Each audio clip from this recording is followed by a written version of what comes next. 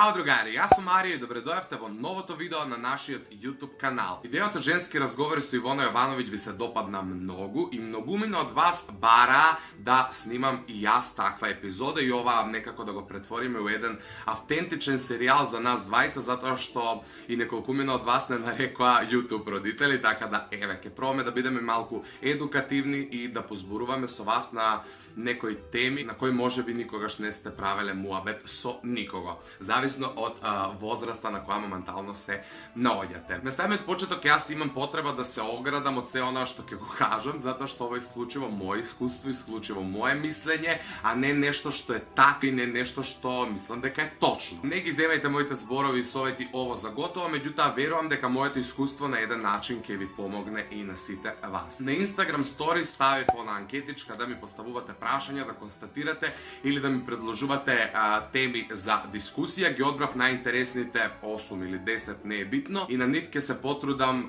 некако кусо да одговорам, да бидам јасен и гласен. Поголемиот дел од прашањата се некако експлицитни и наменети за плюс 18, меѓутоа ќе се потрудам да ги цензурирам, за да можете и вие помладите ова да го гледате и да го разберете, затоа што сметам дека најмногу вас ве засегот и тие возрастните или не ме гледаат или веќе имаат некакво искуство. Првото прашање вели вака: од колку години почнува пубертетот? Се ова не мора да значи дека е машко прашање, затоа што и женските влагаат у пубертет, меѓутоа ете мене ми го поставиле за ова епизода. Мое време, ајде да кажам, пубертетот беше автентичен за деца од 14 години па нагоре. Меѓутоа, како се менува, така и тоа влагање у пубертет. Сметам дека денеска дури и од 10 години деца почнуваат да влагаат у пубертет и да ги доживуваат сите оние будалаштини кои се случуваат во тој момент. Второто прашање вели: на колку години е нормално да стапиш во сексуален однос? Јас знаете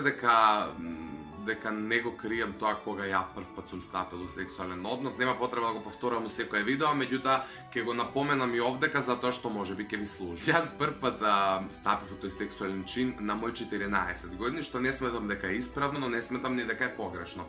Јас од тој момент сум се чувствувал спремен за тоа, сум сметал дека можам тоа да го направам и сум го направил. Какво е моето искуство? Тоа е нешто многу лично и интимно и никош не сум сакал да го раскажам вака јавно, меѓутоа сметам дека не постојат години и вистинско време за тоа. Но сметам дека се што е под 13 години е навистина рано. Од 16 нагоре некако ми е најсоодветно, но не значи дека ако тоа се случи порано е погрешно. Некако тоа се чувствува, тоа доаѓа само по себе и не треба да се форсира и не треба да живеете за момент кога тоа ќе го направите. Тоа ќе се случи, па ќе се случи. Како и кога дозна за порно филмови и на која возраст се препорачливи за гледање? Прво ќе одговорам на оној втор дел. Препорачливи се за луѓе постари од 18 години, барем така ги пишуваат плюс 18, XXX вида и така натаму, но јас навистина не познавам човек на овој свет кој додека е малолетен не уклучил некаква порно содржина. Филмовите се стварно наменети за луѓе постари од 18 години, што сметам дека луѓе постари од 18 години многу помалку гледаат порно филмови отколку тинејџери и деца помлади од 18 години. Не знам зашто е тоа така предвидено и зашто тоа у пракса другачие функционира. Меѓутоа и за тоа не сметам дека постои вистинско време. Препорачливи се за плюс 18, меѓутоа не е забрането да погледнеш доколку сметаш дека тоа е соодветна содржина за тебе. Валјда не сте до тој степен малумни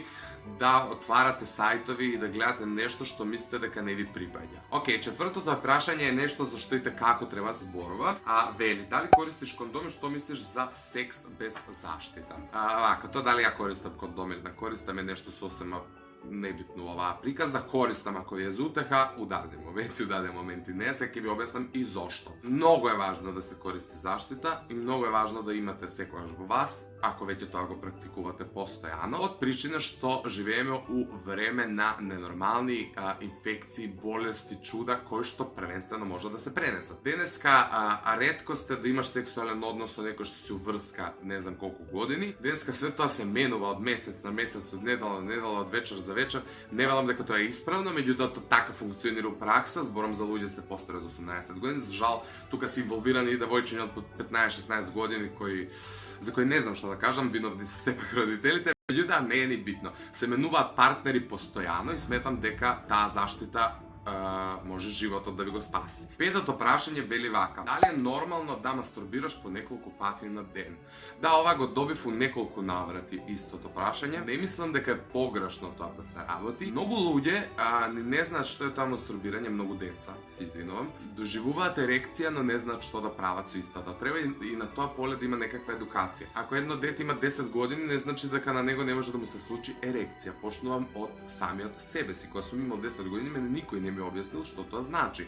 Може би јас не сум побарал помош, што е моја кривица, но од друга страна некако треба да има едукација. Тие сексуални односи, тие сите чинови се некако и ден денеска табу тема во оваа земја и никој не сака да спроведе некаква сексуална едукација. Не мислам дека е погрешно да мастурбирате и доколку тоа ви исполнува и доколку тоа имате потреба. Следното прашање вели вака: изфеминизиран сум и сите ме викаат педра, јас сум влюбен во девојче. Како да се справам со тоа? Ова е многу комплексна тема на која што јас можам да зборувам до утре и назад. Суштински, не знам зошто тебе толку те погаѓа тоа сите ме вика. Знаеш како, јас снимам за YouTube, се експонирам јавно, пеам едно друго, мене ме викаат како сакаат, меѓутоа јас и понатаму се експонирам, се појавувам лево десно и мене ме викаат и грд, и педер, и дебел, и ваков, и тако. Но најбитно се е јас да знам како се чувствувам, јас да знам што сум и јас да знам на кој начин ќе го спроведам својот живот за да стигнам до едно ниво каде што ќе бидам среќен и успешен. Пробај да ја оствариш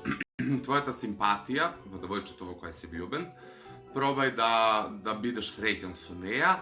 А тоа што ти имаш изфеминизирани покрети не е твој избор, затоа што многумина се раѓаат со тоа. Просто мислам дека тоа не е одраз на воспитување, не е одраз на околината во која се наоѓате, туку одраз на она каков ќе се родам. Тоа не може да му наштети на никога. Знаеш како, моето постоење само по себе не му штети на никога. Јас не одам по улица, не убивам луѓе, не силувам, не знам како да објаснам, не правам ништо што може да му наштети на некој друг. Јас функционирам така како што функционирам, а каков сум, што сум, тоа воопшто не е важно. Верувам дека се соочуваш со разноразни проблеми во однос на твоето однесување и мене е многу жал поради тоа, но како што реков на самиот почеток, оваа тема е навистина комплексна. Ја можам да направам доколку сакате цело едно видео, story time, почнувајќи од себе како јас сум ги проживела сите тие моменти кои мене ме навредувале на ваков начин, без воопшто да ме прашаат како сум, што сум и така натаму. Луѓето се расфрлаат со терминологија онака ноншалантно, без да размислат како останатите се чувствуваат. Знам дека многу луѓе и постари од мене со тоа не успеваат да се справат, но ете јас сум успел затоа што можеби мене ми помогнали овие камери, ова снимање и се она што сум го правил претходно, пеење, појавување, реални шоу и така натаму, од причина што ја таму сум преживеал се и се што и некако навикнат сум. Просто мене ми е сосема нормално кога некој ќе ме види да каже пу или да каже бљак. Некако мене ми е тоа сосема нормално и затоа многу сум благодарен на сите вас кога ќе ме гледате и кога ќе ми напишете да, најдобар си, најубав си, ваков си, таков си. Не мислам дека тоа е така, не мислам дека јас сум најдобар, не мислам дека сум најубав, но сметам дека треба да ги вреднувам тие коментари затоа што некој друг тоа го мисли. А од претходно не сум навикнат на такви коментари. Секогаш сум наидувал на некој хејт, секогаш сум наидувал на некакви препреки. А денеска се соочувам и случува со успех, со поддршка, со многу љубов и тоа искрено мене многу ми значи. Затоа ти бори се да ги оствариш своите соништа, да допреш до срцето на девојката во која си влюбен, а тоа што си сфеминизиран и што некој по улица ќе те нарече педер или у школо или било каде, не го земе ово за готово, затоа што тие луѓе наистина не знаат што прават од себе. Последното прашање за денеска е: многумина имаат фрустрации поради должината на нивниот пенис.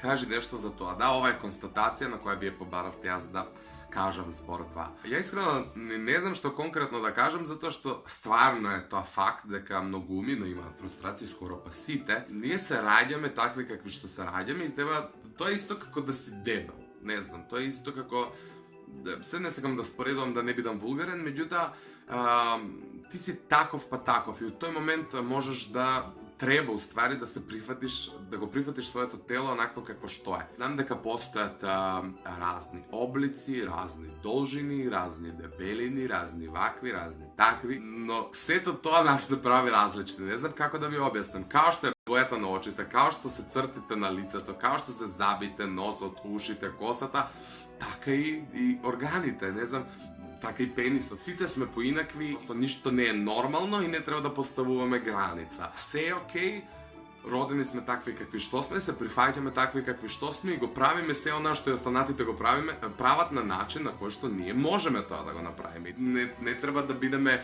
бедирани, фрустрирани и скомплексирани поради тоа. Да, не знам колку добро ви одговорив на оваа прашање, затоа што не мислам дека треба да бидете isfrusтрирани. И јас сум имал моменти, ви кажав, кога сум мислел дека чекај, јас не припаѓам у категорија каде што сите припаѓаат, од друга страна си велам, окей, откај знам ја кај сите припаѓаат. И ние, кога ги споменавме и порно филмовите, не може порно филм да ни биде репер за она што е исправно, затоа што тоа е филм, да не забораваме. Да не дискутирам секакви видови пениси постојат, у која вие припаѓате, да ми пишувате у коментари, каналот да не отиде у една друга насока, да се вратиме на нормите со кои почнавме, да се задржиме на family friendly контентот.